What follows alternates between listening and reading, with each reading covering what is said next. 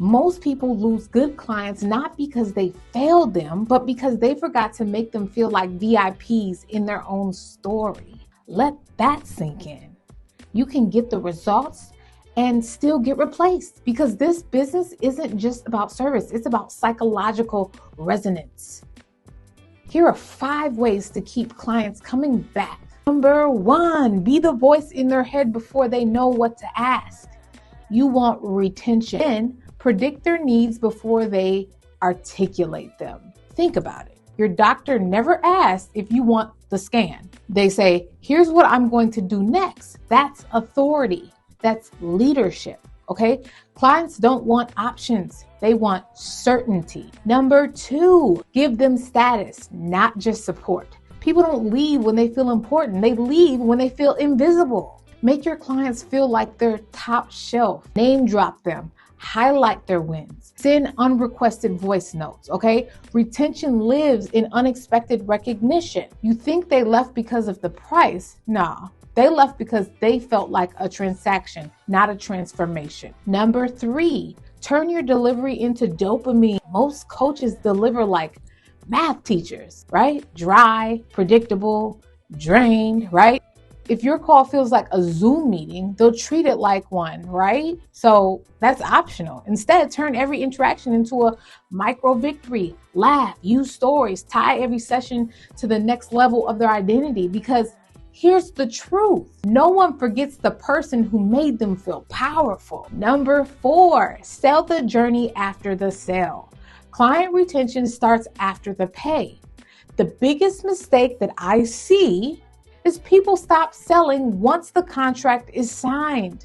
Every week, every session, every update, you're reselling the vision, reminding them who they're becoming and showing them why the next level still belongs to them. This is critical, guys.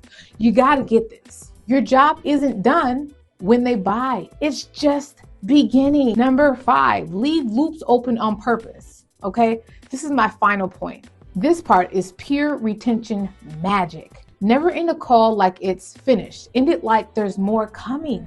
Say things like, next week, or I'll show you how to, things like, by the time we're done, you'll know how to blank, right? Why?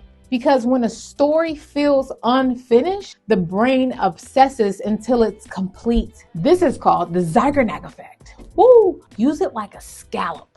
Keep them curious, keep them coming back. Okay. Part 2, I'm going to give you 5 ways to handle objection before they ever show up. Okay. You guys ready? This is about to be good. Okay. Speak their internal dialogue out loud before they do. Want to eliminate objections? Name them before they do. Start your pitch like this. You're probably wondering if this will work for you.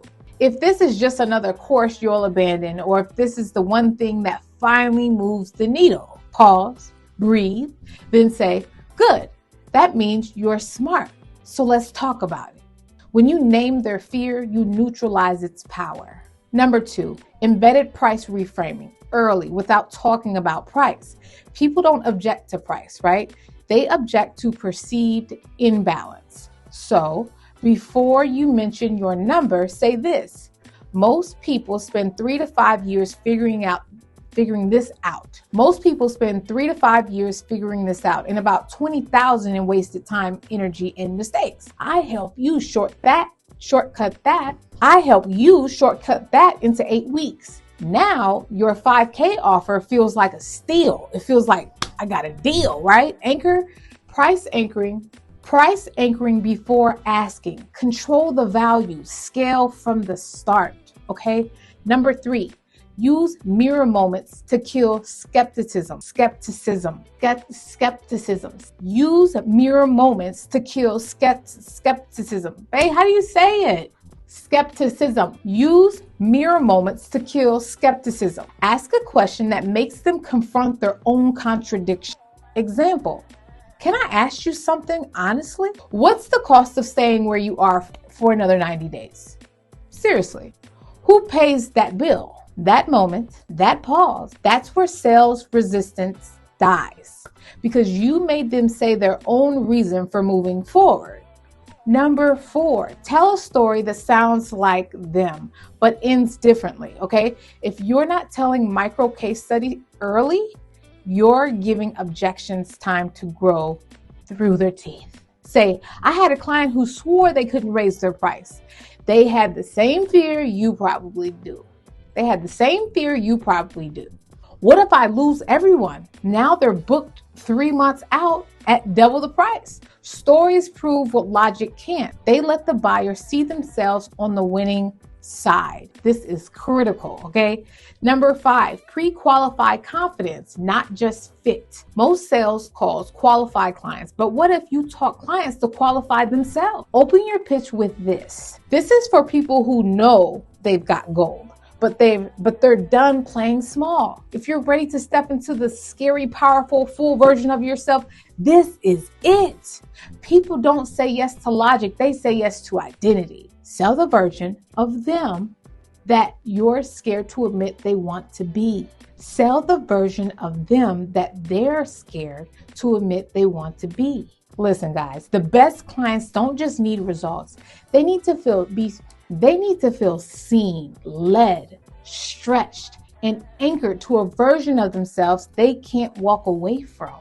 You do that right, you don't just make the sale, you make legacy.